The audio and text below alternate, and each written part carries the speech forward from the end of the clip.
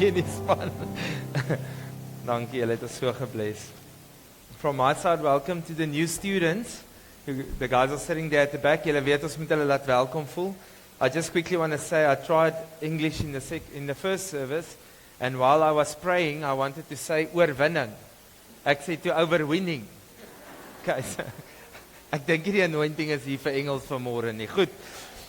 So welcome to the team, welcome to our assembly, and may God bless you here amongst us. Hulle is hier om te werk, die wat nie weet nie. Hulle werk in ons gemeenskap en hulle help ook met die projekte wat ons hardloop, so ons eer die Here vir hulle. Goed, ons is in 'n vas en gebed periode van ons kerk vir 21 dae, die eerste 7 dae is verby, daar lê nog 2 weke oor. Nou, ek het eendag 'n baie mooi woord gehoor. Die ou het gesê, as jy vas sonder om te bid, dan is jy net op 'n eetstaking. Okay, so dit is nie 'n goeie dieet nie. Want jy gaan alles weer optel. Ek het dit gebid. Dat as jy vas om maar te word, dat jy alles plus 5 optel as ons klaar maak. Kyk, so pas op. Ek hou julle dop as ons terugkom, want ons kyk hoe lyk die ouetjies. Goed. So in die vas en gebed het ons definitief nodig om te verstaan hoe werk dit en waaroor gaan dit. Nou vanmôre wil ek so 'n bietjie lig op die onderwerp skyn, want ons het hierdie geneigtheid om te sê dat dit is vir geestelike mense, of soos een prediker gesê het, the spiritual elite are the ones that are fasting, en dit is nie die waarheid nie. Die woord sê dat ons elkeen geregtig is om in hierdie posisie in te beweeg van vas en gebed. Die rede hoekom ons dit in ons gemeente inbring op ons kalender, is dat dit 'n geestelike dissipline is, wat ek glo met ons hele hart, ons in ons lewe moet inkry. Hierdie dissipline maak dat ons kapasiteit vergroot, en ons gaan vandag hoor om ons te posisioneer vir dit wat God wil doen. Nou die eerste opmerking wat ek wil maak, is vas en gebed, is nie 'n armdraai van God, om te doen wat ons sê nie. Dis nie 'n ruil transaksie nie, en dis nie 'n 60-60 order nie. Okay, jy sit nie in en dan kom dit afgelewer, want jy het nou betaal nie. Dis nie waaroor dit gaan nie. Vas en gebed expands your capacity. En dit is waarvoor ons mik, wanneer ons in hierdie tyd ingaan. Nou, hoe werk vas en gebed? Dit gaan oor om jou vlees te kruisig, en ek wil graag 'n woord inbring by dit, en dis die woord om jouself te verneder. Nou die woord verneder, wanneer ons kyk daarna in Jakobus 4, dan sê dit, verneder julle voor die Here, en hy sal julle verhoog. Hoor gou wat sê die Amplified, hy verduidelik die punt, die plek van vernedering, die gesindheid daarvan. Hy sê, humble yourselves with an attitude of repentance and insignificance.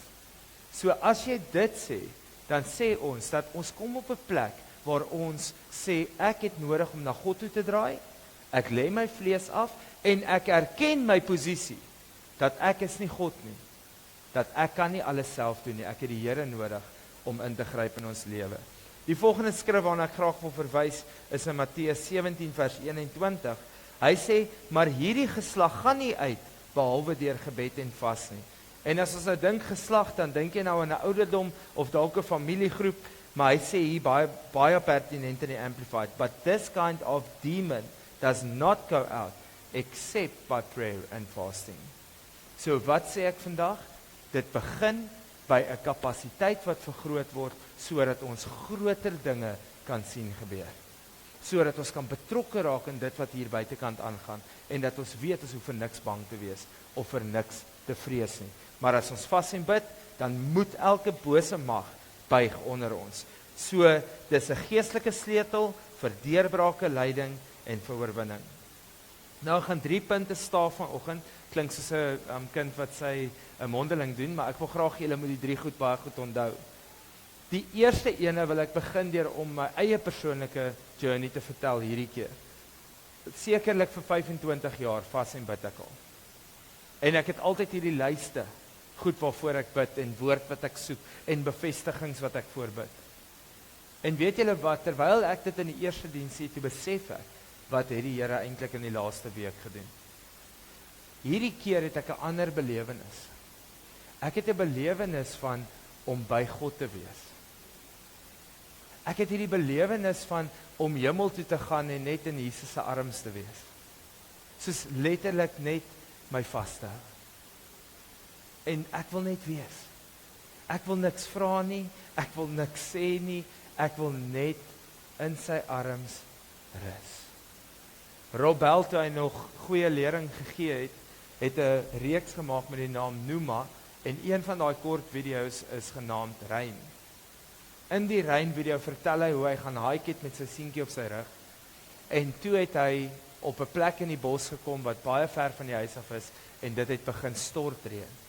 En hy het al hoe vinniger begin stap, en naderhand het hy sy seentjie vorentoe gebring, en hy het sy seentjie teen sy bors vasgehou, en hulle het probeer stoei om by die huis te kom, en al wat hy gefluister het in daai seentjie se ore was, everything will be okay. Everything will be okay. Sy seentjie het nie in daai stadium, hy was klein ook gewees, vir hom gesê, ek wil uit die reën uitkom, beskerm my, bewaar my, geveg, beklei, gebid nie. Hy het net ontspan in sy pa se arms om te weet, alles gaan okay wees. En dit is my vas en gebedtyd. Ek wil net in die arms van die Here wees. En ek sê vir hulle, 27 jaar terug het ons hierdie lied gesing, My Jesus, My Savior, as my bekeringslied. En vanoggend vir die eerste keer staan ek daar, 27 jaar. Ek het vir Ralf ook gesê, ek seker, ons het hom al vir ure gesing, nie net minute nie, want ons AGS sing het mos tot jy dit glo, as jy gewonder het, hoekom ons dit herhaal. Dus kyk, of jy saam sing. Sodra almal sing, dan hou ons op. Gaan ons na die volgende een toe. En terwyl daar die lied speel, kom die tweede vers in my hart, en ek hoor wat ek sê. En hy sê, my comfort and my shelter. En dit was absoluut vir my in hierdie tyd van vas en gebed. Ek is nie nou agter the power en al die krag en die werke en die wonderwerke nie. Ek wil net wees. En toe oom Johan dit bevestig met Psalm 91. Gaan vind net skuiling by die Allerhoogste. En jy sal okay wees. En dit is wat ek bid vir hierdie vas en gebedperiode vir elkeen van ons wat deelneem, dat jy iewers die vrede kry dat alles gaan okay wees. Daai vrede beteken jy hou op om te stoei. Dit beteken dat jy gee die pakkie vir die Here. Psigies beteken dit dat jy breinpatrone vorm om jou liggaam te bypass. En te sê, ek gaan nie vir jou luister nie, ek luister vir God. En mag dit in hierdie 21 dae deel van jou lewe wees. Die eerste punt wat ek wil maak, is dat vas en gebed is 'n goddelike instrument, en dit is definitief nie 'n geestelike vertoning nie. Dis nie vir die show nie. En Matteus 6 sê dit so duidelik, moenie rondloop en vir almal sê jy vas nie. Hy sê, salf jouself, dat jy beter lyk, want dis iets tussen jou en God. En ek wil dit begin om te sê dat, toe Jesus omdraai en hy vra vir die disippels, wie sê die mense is ek? En hulle begin antwoord oor Johannes en al die dinge, en Petrus kom en hy antwoord iets baie mooi, en hy gee toe die regte antwoord, hy sê, U is die Christus, die Seun van die lewende God. Toe antwoord Jesus hom en hy sê die volgende, salig is jy, Simon Bar-Jona, want vlees en bloed het hierdie nie aan jou geopenbaar nie, maar my Vader wat in die hemel is, self. Hierdie vas en gebedperiode wil ek hê, moet 'n openbaring van God self wees. Ek wil hê jy moet vergeet wat mense gesê het. Ek wil hê jy moet vergeet wat mense oor jou en van jou sê. Ek wil self sê dat jy moet vergeet waardeur jy gegaan het, die seer kry wat jy opgedoen het. Dat jy in hierdie 21 dae aflê wat die wêreld aan jou gedoen het. Want weet julle wat gebeur? Dit raak jou bril. Alles wat jy sien, sien jy met daai oë. As jy in jou lewe deur verwerping gegaan het, dan gaan 'n gebed wat nie onmiddellik geantwoord word nie, as verwerping opgeneem word, want dis die bril waarmee jy kyk. As jy in jou lewe groot geword het onder vrees, wanneer iemand jou moes tigtig of jou moes dissiplineer, dan gaan jy, wanneer God nie ingryp nie, dink God is besig om my te straf. En jy gaan vra, wat het ek verkeerd gedoen? Die manier hoe jy kyk na die wêreld word bepaal deur waardeur jy gegaan het. En ek bid in hierdie tyd dat alles afval. Dat God self vir jou sê. En dat daai openbaring wat Petrus gekry het, wat Jesus sê, hierdie was nie mense nie. Hierdie moes God gewees het. Mag in hierdie tyd 'n woord van die Here duidelik deurkom, want hierdie vaste gebedtyd gaan tussen jou en God. Nou ons kan dit doen as 'n kerk.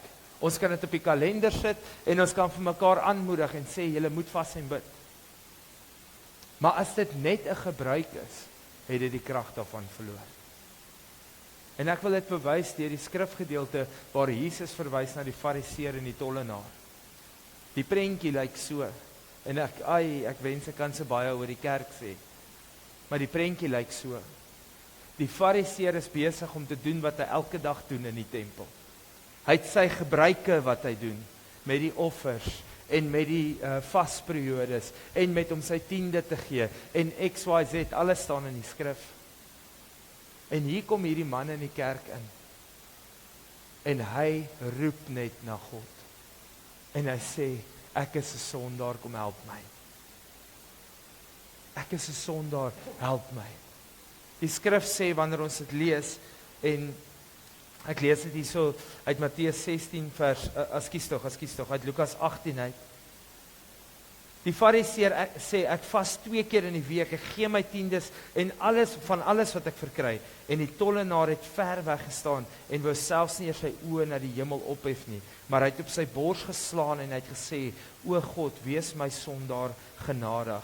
Ek sê vir julle, sê Jesus, hierdie laaste een het geregverdig na sy huis gegaan, eerder as die eerste een, want elkeen wat homself verhoog, sal verneder word, en hy wat homself verneder, sal verhoog word.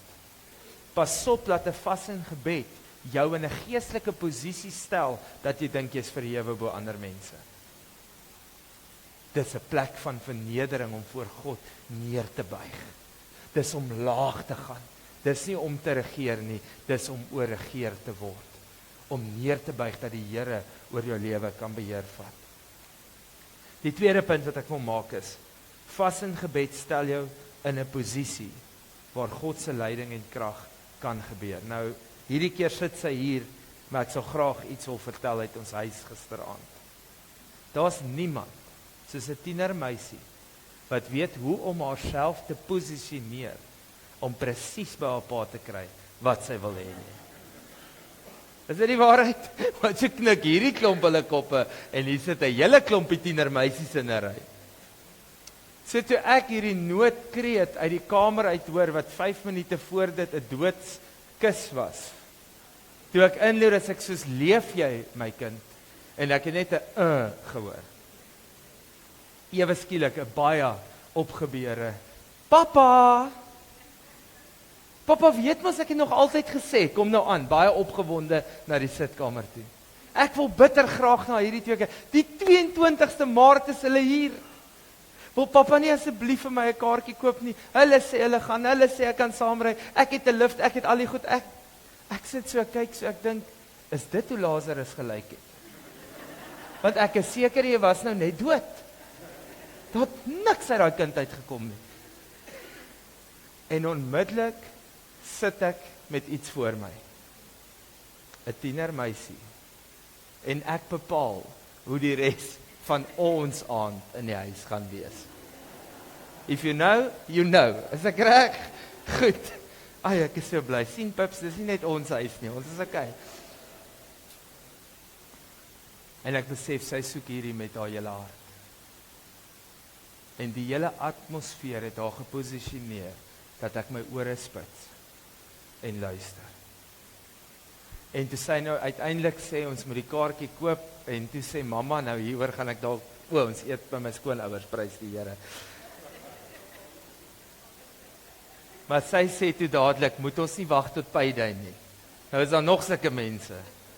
Toe besef ek mamma se geld is klaar. Dis wat sy eintlik probeer sê.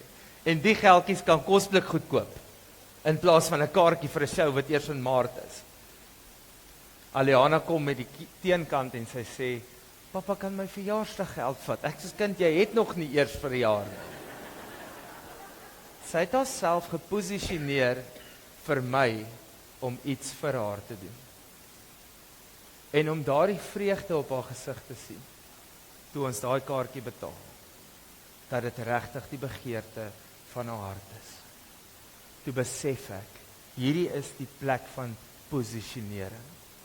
Dis wanneer jy so na God toe gaan met 'n hart wat soek, dat hy sy ore spits en sê, praat met my.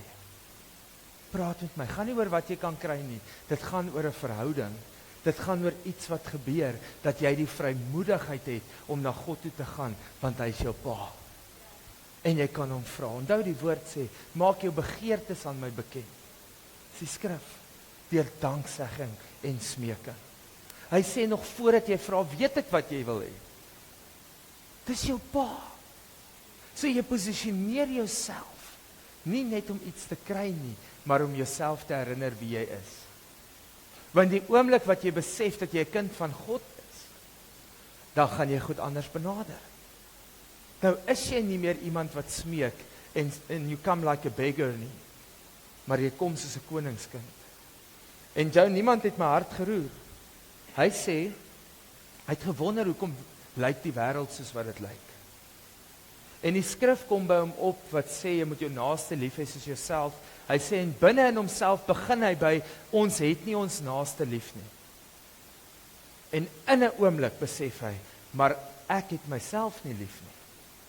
En hy maak die opmerking, hy sê, as ek met ander mense praat, soos wat ek met myself praat, dan sou die wêreld nog slegter gelyk het. As ek die ander maar so min lief gehad het, soos ek werklik myself het, so hard as wat ek op myself is, as ek so hard op die mense om my was, dan sou die wêreld nog slegter gewees het. En hy sê, begin om jouself lief te hê. Sy het nie haarself net geposisioneer om iets te ontvang nie. Sy het my kom herinner dat ek is haar pa. Maar sy het haarself herinner, sy het 'n pa vir wie sy kan gaan vra. Is ek reg? En raai wat gebeur in die gees? Die duiwel bewe. Want al wat hy wil hê is, hy wil jou wees laat voel, dat jy voel God is teen jou en nie vir jou nie. Want as hy dit reg kry, dan oorwin hy jou. Want dan het hy jou een kant van jou pa se huis af. So dit posisioneer jou vir die krag van God. Esra vertel toe hy die volk moes vat op hierdie gevaarlike reis, wat hulle aangepak het, ek gaan nou nie vreeslik teologies uitbrei nie, dan sê Esra 8 vers 23, so het ons dan gevas en ons God het gevra, en hy het ons verhoor. Dis die posisie wat Esra ingeneem het. Ek gaan vra vir God, God hoor my en God doen dit. Dis my posisie wat ek het. Die einde van myself is die begin van God. Die tweede voorbeeld met die posisionering was koning Josafat. En die skrif sê daarso in 2 Kronieke 20, hy sê het Josafat bevrees geword en sy aangesig daarop gerig om die Here te soek. En hy het oor die hele Juda 'n vasdag uitgeroep. En Juda het byeengekom om van die Here hulp te soek. Selfs uit al die stede van Juda het hulle gekom om die Here te soek.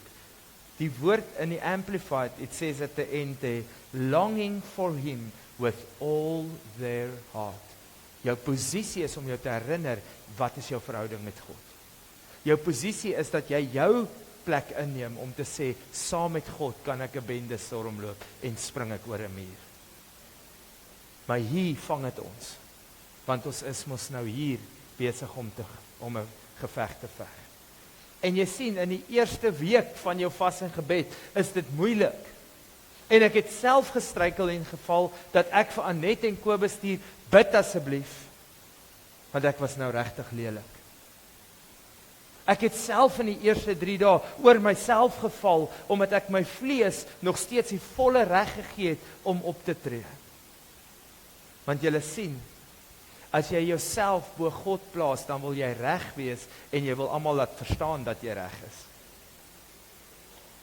My ma het my 'n les geleer. Sy het gesê, gee vir hulle genoeg tou, hulle hang hulle self op. So nou dink ek by myself, okay, ek gaan niks sê nie, hulle gaan later vir my kom sê, ek was reg. Nee, dit is nog steeds verkeerd. Jy is dalk nie reg nie. Eerste 3 dae het ek gestoei. Ek wil my punt maak. Ek wil staan vir wat ek dink reg is. Nie geluister nie. Absoluut gereageer in my vlees. Maar hoe later ek in hierdie vas en gebed ingaan, en ek lê daai goed af, want ek doen dit nie nou nie, ek wil nie hierdie vleiskas voer nie. En ek het nie kos gevas nie, ek vas goed op sosiale media. Net daai verslawing wat ons het, om ons foon op te tel en te scroll. Hoeveel tyd vat dit van ons? Menere, ons sit ons bene dood op die telefoon, julle weet waarvan ek praat. As jy daar uitkom, lyk dit ook soos 'n wonderwerk. Jy kan loop. Almal wonder of jy kan loop, maar jy loop. Dis 'n verslawing, dis iets wat ek moes aflê. En weet julle wat, dis week 2, dis al vir my makliker. Dit is my makliker om nie net te reageer nie, want ek's besig om met die vlees af te lê. Nou stel ek my oop vir die Here. Nou vra ek nie meer wat is reg vir my nie, ek vra Here, wat is die regte ding om te doen? Want ek is oop en mag dit die begin van 2026 vir ons almal wees. Die derde punt wat ek wil maak is, vas en gebed breek geestelike bande deur en dit bring vir ons 'n groot deurbraak. Nou as ons kyk na die skrifgedeelte in Joël 2:12, dan sê dit, maar selfs nou nog spreek die Here, bekeer julle tot my en met julle hele hart en met vas en 'n geween en 'n rouklag. En ek wil weer uit die Amplified lees. Die Amplified sê so mooi, turn and come to me with all your heart in genuine repentance. Om jou in hierdie posisie te plaas en jou deurbraak te kry, beteken jy moet regtig bely wat in jou eie lewe beheer vat en dit neerlê voor die Here. As ons gaan na die volgende skrifgedeelte toe, is dit in Jona 3 en dis die tweede laaste enetjie. In Jona 3 het Nineve gebid dat hulle gered kon word deur God. Maar voor dit was daar 'n man, Jona. As hierdie mense, onthou julle ons het aan die begin gesê, moenie nou kyk na die mense om jou en hoe jy groot geword het en wat met jou gebeur het en wie die woord vir jou bring nie. Hoor self by God, het ons gesê. As hulle na Jona se gesindheid gekyk het, het hulle nooit die redding beleef nie. Jona het maar net 'n saadjie kom plant en gesê, julle kan gered word. En hoor wat doen hulle? Die skrif sê daar in vers 5, en die manne van Nineve het God geglo en hulle het 'n vasdag uitgeroep. Hoor hoe eindig dit? En God het hulle werke gesien, dat hulle bekeer van al die verkeerde wegte, en dan sê dit daar, toe het God berou gehad oor die onheil wat hy gesê het, hy na hulle toe sou stuur, en hy het dit nie gedoen nie. Besef julle wat in hierdie verhouding kan gebeur. En ek kom terug na my en Aliana se storie. Ek kon net daar vir haar gesê, weet jy wat, Pop? Ek dink jy verdien dit nie. Want jy het nog nie die skorrelgoedwasser self uitgepak nie. Jy het nog nie gekom en gevra, hoe kan jy ons help of dit of dat nie. Kyk jy daarna. Hey, sy pak haar hele skorrelgoedwasser uit. Sy vra sommer so met die kaartjie in die hand, wat kan ek doen? Ek kon dit gesê het. Ek kon 'n speech begin het van, weet jy wat my skat, dis nie hoe dit werk nie. Maar hoor gou hoe draai God se hart vir Nineve. En hy sê, ek het eintlik vir julle beplan om julle te verwoes. Maar my hart draai, hoekom? Want mense vas en bid. Daar's iets wat onheil is, wat beplan word vir jou lewe, en ek wens, ek kan alleen oor dit praat. Maar ek wil vandag vir jou sê, God kan dit draai, wanneer jy jouself na hom toe draai, en sê, Here, kom help my. Nou, hoe vas en bid ek? Jy lê iets af van jou vlees. Of jy dit vir 1 dag, vir 3, 5, 7, 12, jy kan die dae tel soos jy wil, 21 dae, of jy net groente wil eet, 'n Danielsvas, en of jy wil droë vas doen, wat net water behels, al wat ek net sê is, moenie iets vas en bid los nie. Want vas en gebed gaan oor die 3 goed. Dit gaan nommer 1 oor iets tussen jou en God, niks met die mense te doen nie. Dis 'n intimiteit wat geaktiveer word. Tweede ding is, dit posisioneer jou om met God te praat oor jou lewe, maar ook dat jy herinner word oor wie jy is in Christus. En dan die derde een is, dit bring geestelike oorlogvoering wat oorwinning bring in jou lewe. En ek dink nou volgende week gaan Tristan dit seker sê, maar ek gaan hom vinnig sê, dat hy 'n getuienis van 'n ou wat rook afgelê het, omdat hy dit gevas het. Klink vreemd, maar is omdat jy jouself kruisig, en jou eie begeertes kruisig, kom die oorwinning. En dis 'n houvas, dit kan verslawend wees. En daai ding breek wanneer jy in vaste gebed kom. Jy vat oorwinning oor dit wat in jou lewe is, wanneer jy vas en bid. Amen. Goed, so ek wil julle aanmoedig, dat julle julleself sal verneder, onder die kragtige hand van God, en hy verhoog julle op die regte tyd. Derde skrif in 1 Petrus 5 vers 6, mag dit vir elkeen van julle waar wees. Amen. Nou, ek wil graag saam met julle bid, en ek dink ons moet eers saam met julle bid, want ek wil baie graag vandag, vir al die skooliere ook bid. Ons is in die periode waar die kinders nou begin met die skool, en as jy 'n ouer is, het jy definitief teen die tyd al begin bid vir jou kind.